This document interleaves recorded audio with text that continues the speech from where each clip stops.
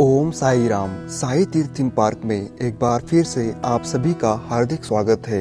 द्वारका माई में 150 साल पहले साई बाबा ने पवित्र धुनी को प्रज्वलित किया और आज भी यह निरंतर प्रज्वलित है।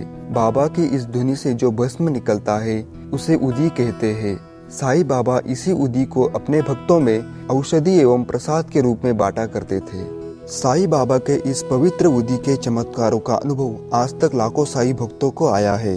आज के इस वीडियो में साई बाबा की उदी की शक्ति और महिमा का वर्णन करने से पहले आप सभी साई भक्तों को गुजारिश है कि साई बाबा की छोटी छोटी रोचक कहानियों के लिए हमारे चैनल को सब्सक्राइब अवश्य करें तथा बेल आइकन को प्रेस करें ताकि आगे आने वाली अपडेट आपको मिलती रहे।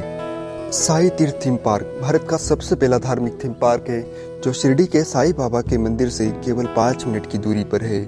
यहाँ विजिट करके आप अपनी शिरडी यात्रा को और भी शानदार और मंगलमय बना सकते हैं। साई बाबा के पवित्र उदी के चमत्कारों की यह कहानी है बांद्रा के एक गृहस्थ कायस्थ प्रभु जी की। वो कई दिनों से नींद आने की पीड़ा से ग्रस्त थे।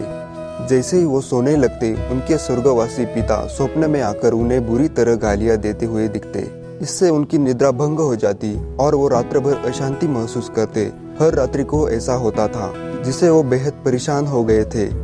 एक दिन उनके मित्र जो साई बाबा के भक्त थे उनको अपनी इस पीड़ा के बारे में जानकारी दी। बाबा के उस भक्त ने कायस्थ प्रभु जी को उदी की एक पुड़िया दे दी और सोने से पहले माथे पे लगाकर पुड़िया को अपने सिरहाने रखने को कहा।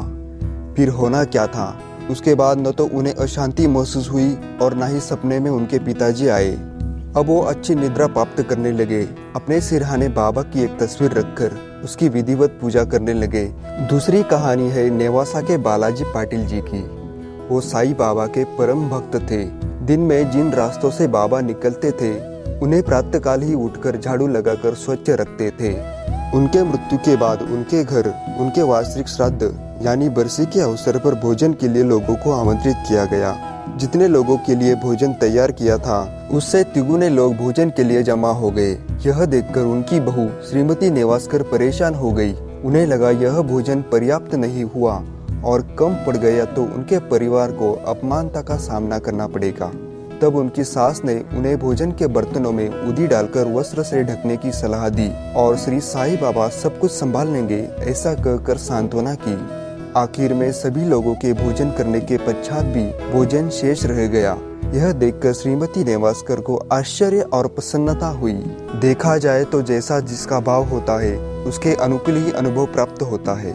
साई बाबा और शिरडी से जुड़ी छोटी छोटी रोचक कहानियों के लिए हमारे चैनल साई तीर्थ थीम पार्क को सब्सक्राइब अवश्य करें। ओम साई राम।